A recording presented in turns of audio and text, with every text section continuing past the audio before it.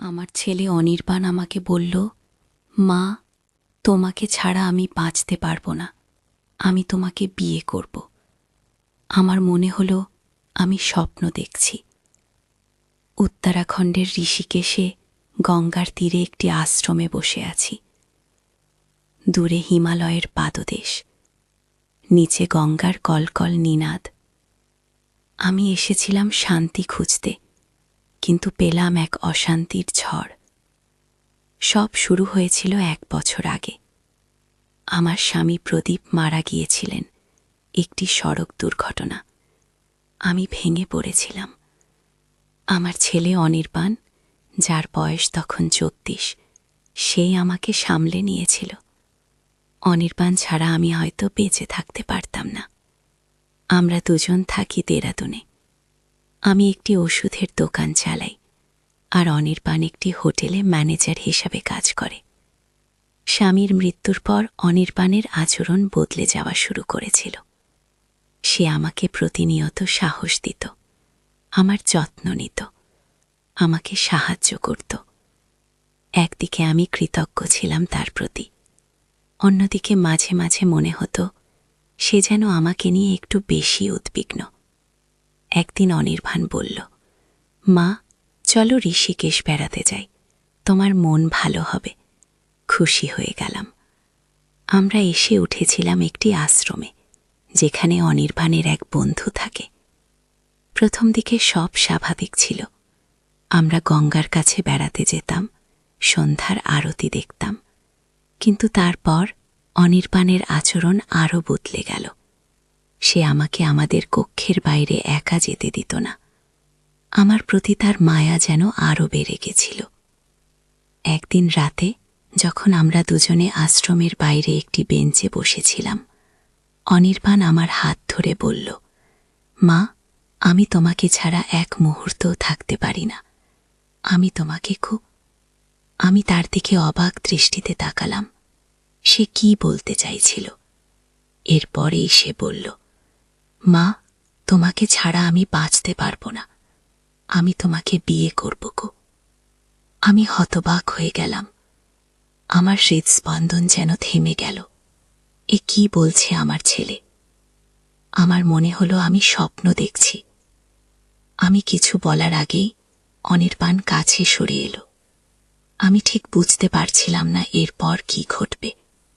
পারিবারিক সম্পর্কের এ কেমন বিকৃতি। আমি কাঁপা গলায় বললাম, অনির্বাণ, তুমি কি বলছো? আমি তোমার মা। অনির্বাণ আমার দিকে তাকিয়ে হাসল, একটা অদ্ভুত হাসি। তারপর হঠাৎ করেই সে কেঁদে ফেলল।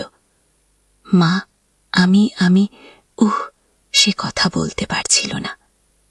ঠিক তখনই আমাদের পিছন থেকে একটা আওয়াজ এলো, মিসেস গুপ্তা, অনির্বাণ এখানে আপনারা? আমি চমকে উঠে পিছনে তাকালাম। সেখানে দাঁড়িয়েছিলেন আশ্রমের গুরুজি। তার চোখে এক অদ্ভুত দৃষ্টি। আপনাদের সাথে কথা বলা দরকার, অবিলম্বে। কিছু বোঝার আগেই গুরুজি আমাদের একটি নির্জন কক্ষে নিয়ে গেলেন।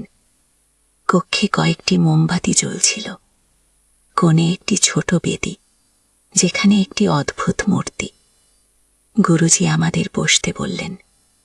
আপনি জানেন না মিসেস গুপ্তা, আপনার চারপাশে কি ঘটছে?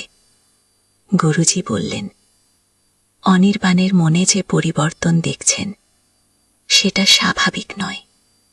আমি অবাক হয়ে গুরুজির দিকে তাকালাম। কি বলতে চাইছেন আপনি?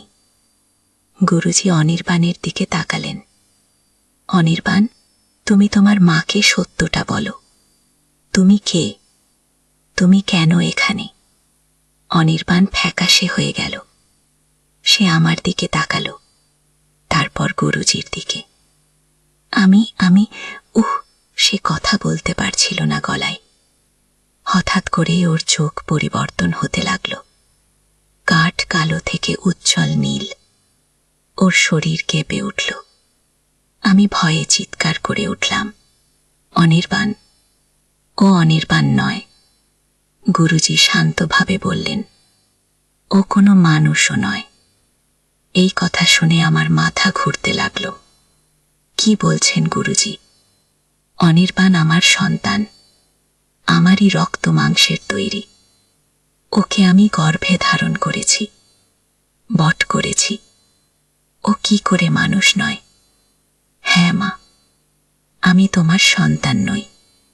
অনির্বাণ ধীরে ধীরে বলল। ওর গলার স্বর এখন ভিন্ন, আরও গভীর, আরও শীতল। আমি হিমালয়ের পশ্চিমে থাকা এক শক্তির সন্তান। আমরা মানুষের মতো দেখতে, কিন্তু আমরা মানব নই। আমি বিশ্বাস করতে পারছিলাম না। কল্পকাহিনী, কোনো উপন্যাসের কাহিনী, কিন্তু এখানে এই ঘরে আমার সামনে আমার ছেলে অনির্বাণ আমাকে বলছে ও মানুষ নয়। গুরুজি আমার দিকে ঝুঁকে এলেন। মিসেস গুপ্তা, আপনার ছেলে আসল অনির্বাণ। তিনি মারা গেছেন আপনার স্বামীর সাথে সেই দুর্ঘটনায় গো। আমার হৃদয় যেন থেমে গেল। না না, অনির্বাণ বেঁচে আছে, এই তো আমার সামনে। কি? গুরুজি মাথা নাড়লেন। যে সত্তা আপনার সামনে বসে আছে সে আপনার ছেলে নয়, এরা ছায়া সত্তা।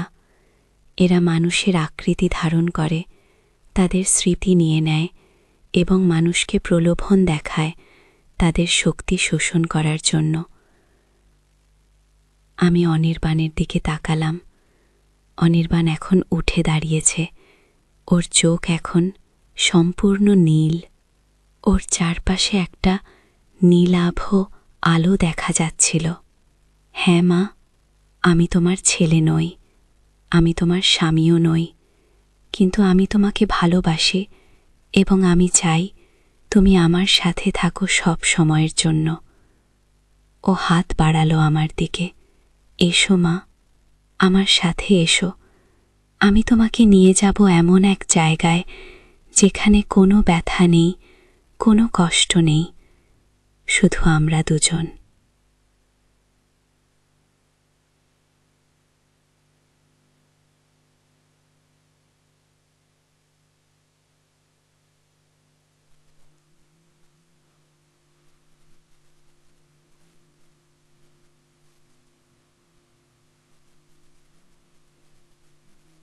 ওনার হাতে একটি ক্ষুদ্র যন্ত্র, যা থেকে আলো বেরোচ্ছিল, পবিত্র আলোক। এই অন্ধকার সত্তাদের দূর করো, আমাদের রক্ষা করো, আমাদের শক্তি দাও। ছায়া সত্তারা থমকে গেল, ওদের চেহারায় ভয় ফুটে উঠল। তুমি আমাদের আঘাত করতে পারবে না, বোঝো? ছায়া প্রদীপ ঘৃণা ভরে বলল, আমরা শক্তিশালী, আমরা অবিনাশী গো। তোমরা শক্তিশালী, কিন্তু অবিনাশী নও। গুরুজি শান্তভাবে বললেন, তোমাদের এই ভৌতিক শক্তি শুধু মায়া। সত্য আলোর সামনে তোমরা টিকতে পারবে না। আগে গুরুজির হাতের যন্ত্র থেকে আলো আরও উজ্জ্বল হয়ে উঠল। ছায়া সত্তারা চিৎকার করে উঠল। ওদের শরীর যেন গলে যাচ্ছিল আলোর তাপে। আমরা ফিরে আসব অমিতা, ছায়া নির্বাণ শেষবারের মতো বলল। আমরা তোমাকে খুঁজে বের করব। ও এরপর ওরা দুজনেই ধোঁয়ার মতো বিলীন হয়ে গেল। ঘরে শুধু আমি আর গুরুজি রয়ে গেলাম। আমি দুর্বল হয়ে মেঝেতে বসে পড়লাম। আমার চোখে এখনো অশ্রু। আমার স্বামী, আমার ছেলে সত্যি তাহলে আমাকে ছেড়ে চলে গেছে। আমি একা। গুরুজি আমার পাশে বসলেন। আপনি শক্তিশালী মিসেস গুপ্তা, আপনি সত্যটা মেনে নিয়েছেন। যত কঠিনই হোক, আপনি ছায়া সত্তাদের প্রলোভন দিয়েছেন গো। আমি ওনার দিকে তাকালাম। কিন্তু আমি এখন কি করব? আমার পরিবার নেই, আমি একা গো। গুরুজি আমার হাত ধরলেন। আপনি একা নন, আপনি কখনোই একা ছিলেন না। এই বিশ্ব ব্রহ্মাণ্ডে আমরা সবাই এক সূত্রে গাঁথা। আপনার স্বামী, আপনার ছেলে, তারা এখনো আপনার সাথে আছেন, তাদের আত্মার মাধ্যমে গো।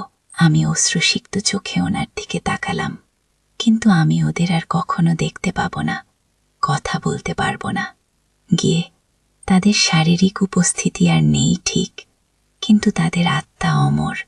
আপনি যখন তাদের কথা ভাববেন, তারা আপনার সাথে থাকবেন। আপনি যখন তাদের স্মৃতিচারণ করবেন, ছায়াসত্তারা আপনার হৃদয়ে বেঁচে থাকবেন গো।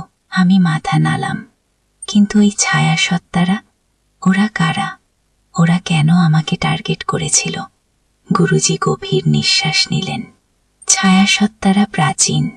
ওরা হিমালয়ের ওপারে থাকে, এক অন্ধকার রাজ্যে। ওরা মানুষের শক্তি খায়। ওরা মায়া জাল তৈরি করে, মানুষের মনে ভ্রম সৃষ্টি করে। ওরা মানুষের সবচেয়ে প্রিয় মানুষের রূপ ধারণ করে, তাদের প্রলোভন দেখায়, তাদের আকর্ষণ করে কে। কিন্তু ওরা আমাকে কেন বেছে নিল? আপনার হৃদয়ে গভীর ব্যথা ছিল মিসেস গুপ্তা। আপনি আপনার স্বামীকে হারিয়েছিলেন, আপনার ছেলেকে হারিয়েছিলেন। আপনার হৃদয়ে ভঙ্গুর ছিল। ছায়াসত্তারা সেই ভঙ্গুরতাকে টার্গেট করে। ওরা আপনার দুর্বলতাকে শোষণ করতে চেয়েছিল। আমি বুঝতে পারলাম, আমার শোক, আমার দুঃখ, এগুলো আমাকে দুর্বল করেছিল। আমি সত্যটা দেখতে পাইনি। আপনি কিভাবে জানলেন যে ওরা ছায়াসত্তা? আমি গুরুজিকে জিজ্ঞেস করলাম। গুরুজি একটু হাসলেন। আমি এই আশ্রমে 40 বছর ধরে আছি মিসেস গুপ্তা। আমি অনেক দেখেছি, অনেক জেনেছি। ছায়াসত্তাদের আমি চিনি। ওরা এই অঞ্চলে প্রায় আসে এবং আমি জানি ওরা কিভাবে কাজ করে। যখন আপনার তথার্থের ছেলে আপনাকে এখানে নিয়ে এলো, আমি সন্দেহ করেছিলাম। ওর চোখে ছিল অস্বাভাবিক উজ্জ্বলতা, ওর হাসি ছিল অদ্ভুত, এবং ও আপনাকে একা থাকতে দিত না। এগুলো ছায়াসত্তাদের লক্ষণ। আমি অপেক্ষা করছিলাম যেই মুহূর্তে ও আপনাকে প্রলোভন দেখাবে, এবং আজ রাতে সেই মুহূর্ত এসেছিল। আমি কেন ওদের সাথে যাইনি? আমি নিজেকেই প্রশ্ন করলাম, আমি কেন সত্যটা দেখেছি? কারণ আপনার হৃদয় শুদ্ধ মিসেস গুপ্তা। আপনার মধ্যে একটি শক্তি আছে যা আপনি নিজেও জানেন না। আপনি প্রলোভনের ঊর্ধ্বে উঠেছেন। আপনি আপনার সন্তানের প্রতি, আপনার স্বামীর প্রতি সত্য ভালোবাসা রেখেছেন, এবং এই ভালোবাসাই আপনাকে রক্ষা করেছে গিয়ে। সে রাতে আমি ঘুমাতে পারলাম না। আমার চোখের সামনে বারবার ভেসে উঠছিল ছায়াসত্তাদের চেহারা। ওরা আমার স্বামী আর ছেলের রূপ ধরেছিল। এতদিন আমি একটা মিথ্যা সংসার নিয়ে বেঁচেছিলাম। ভোরবেলা গুরুজি আমার কক্ষে এলেন। মিসেস গুপ্তা, আপনি এখান থেকে চলে যান। এখানে থাকা আপনার জন্য নিরাপদ নয়। কে কোথায় যাব আমি জিজ্ঞেস করলাম। হরিদ্বারে আমার এক পুরনো বন্ধু আছে, তিনি আপনাকে সাহায্য করবেন। সেদিনই আমি ঋষিকেশ ছেড়ে হরিদ্বার যাত্রা করলাম। গুরুজি আমাকে একটি ঠিকানা দিলেন যেখানে তার বন্ধু থাকেন।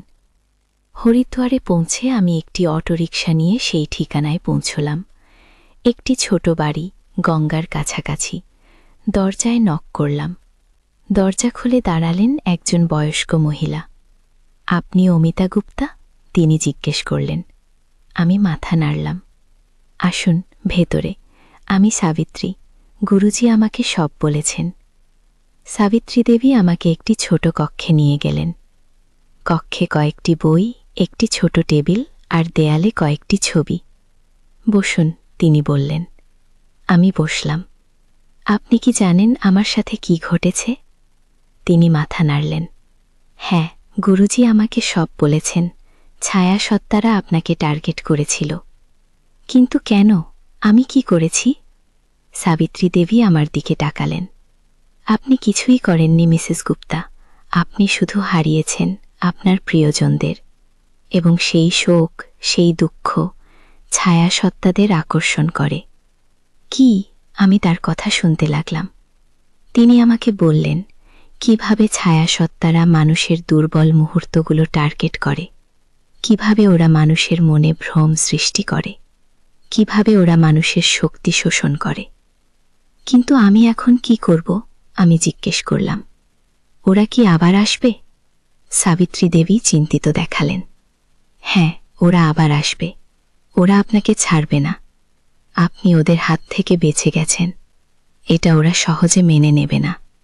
আগে আমার ভয় লাগতে লাগলো। তাহলে আমি কি করব? আমি কোথায় যাব? আমি কিভাবে নিজেকে রক্ষা করব? ভয় পাবেন না মিসেস গুপ্তা।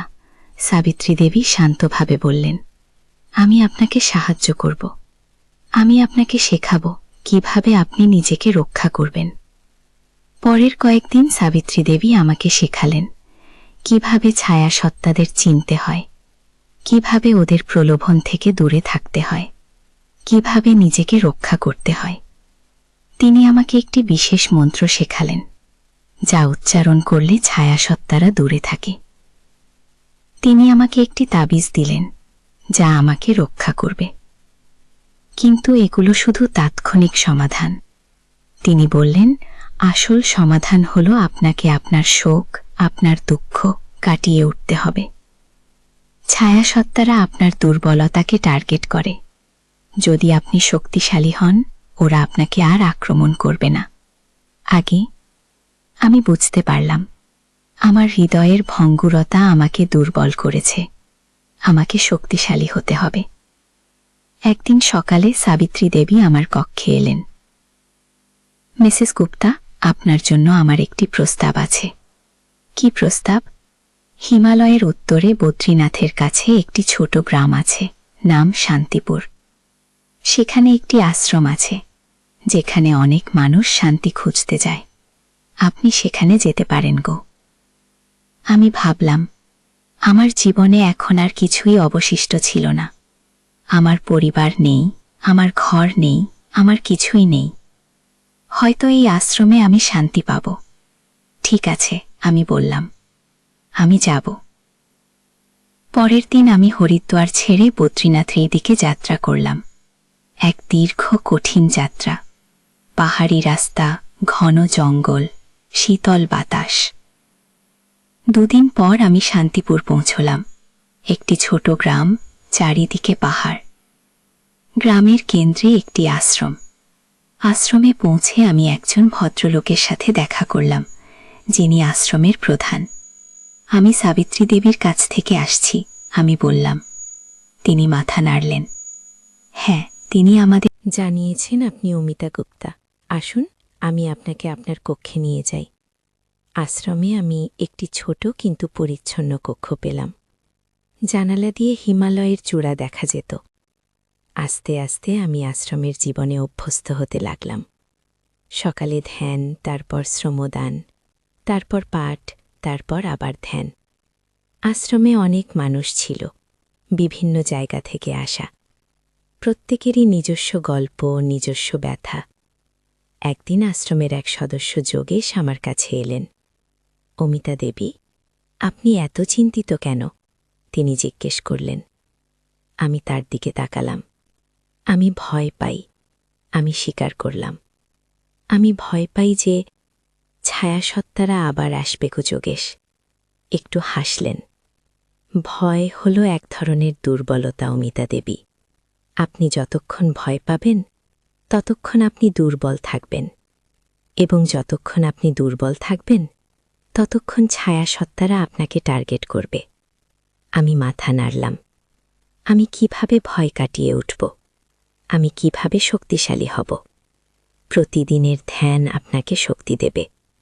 ধ্যানের মাধ্যমে আপনি আপনার ভয়, আপনার দুঃখ, আপনার শোক কাটিয়ে উঠতে পারবেন গো। আমি তার পরামর্শ মেনে নিলাম। প্রতিদিন আমি গভীরভাবে ধ্যান করতাম। ধীরে ধীরে আমি আমার ভয় কাটিয়ে উঠতে লাগলাম। আমি আমার শোক স্বীকার করে নিলাম, কিন্তু সেই শোকে হারিয়ে যাওয়া বন্ধ করলাম। কয়েক মাস পর আমি আরেকজন আশ্রমবাসীর সাথে পরিচিত হলাম, নীরজ। নীরজ হারিয়েছিলেন তার পরিবারকে একটি প্রাকৃতিক দুর্যোগে। আমরা দুজন প্রায় একসাথে বসে গল্প করতাম, একসাথে ধ্যান করতাম। ধীরে ধীরে আমাদের মধ্যে একটা বন্ধন তৈরি হলো। একদিন আমরা আশ্রমের বাইরে একটি পাহাড়ি পথে হাঁটছিলাম।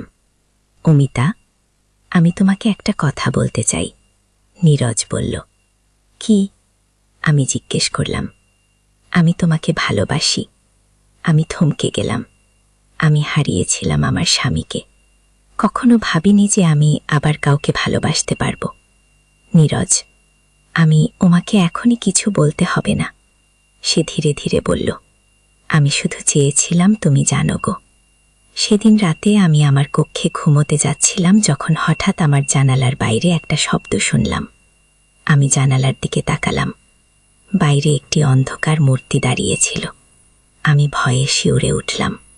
ছায়া সত্তারা কি আবার এসেছে? মূর্তিটি জানালার কাছে এলো। আমি দেখলাম এটা ছায়া, অনির্বাণ। মা, সে ডাকল। আমি কাঁপতে লাগলাম। না, এবার আমি ওর প্রলোভনে পড়ব না। আমি শক্তিশালী, আমি দুর্বল নই। চলে যাও, আমি দৃঢ় কণ্ঠে বললাম। তুমি আমার ছেলে নও, তুমি একটা ছায়া সত্তা। ওমাকে নিয়ে যেতে এসেছ। তোমার বাবা অপেক্ষা করছে। গিয়ে আমি সাবিত্রী দেবীর শেখানো মন্ত্র উচ্চারণ করতে লাগলাম। আমার গলায় তাবিজটি উজ্জ্বল হয়ে উঠল।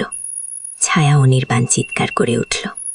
মা, তুমি আমাদের সাথে আসতে পারতে। আমরা তোমাকে সুখ দিতে পারতাম গো। আমি সুখী। আমি বললাম, আমি আর ভয় পাই না, আমি আর দুর্বল নই গো। সেই মুহূর্তে আমার কক্ষের দরজা খুলে গেল। নীরজ ঢুকল। অমিতা, তুমি ঠিক আছো? আমি তোমার আওয়াজ শুনলাম গো। ছায়া অনির্বাণ নীরজের দিকে তাকালো। ওর চোখ জ্বলজ্বল করছিল ক্রোধে। তুমি কে? তুমি আমার মাকে দূরে নিয়ে যাচ্ছ। নীরজ আমার দিকে ছুটে এলো। অমিতা, এটা কি? একটা ছায়া সত্তা। আমি বললাম, এটা আমার ছেলের রূপ ধারণ করেছে গো। নীরজ আমার সামনে দাঁড়ালো, আমাকে রক্ষা করার জন্য। যাও, ছায়া সত্তা, সে বলল। এখানে তোমার কোনো স্থান নেই কি? ছায়া নির্বাণ ক্রোধে চিৎকার করে উঠল। ও নীরজের দিকে ঝাঁপিয়ে পড়ল। আমি মন্ত্র উচ্চারণ করতে লাগলাম, আরো জোরে, আরো দৃঢ়তার সাথে। ছায়া নির্বাণ থমকে গেল। ওর শরীর কাঁপতে লাগলো। ও চিৎকার করতে লাগলো যেন যন্ত্রণায় ছটফট করছে। তুমি এটা করতে পারবে না মা, ও বলল শেষবারের মতো।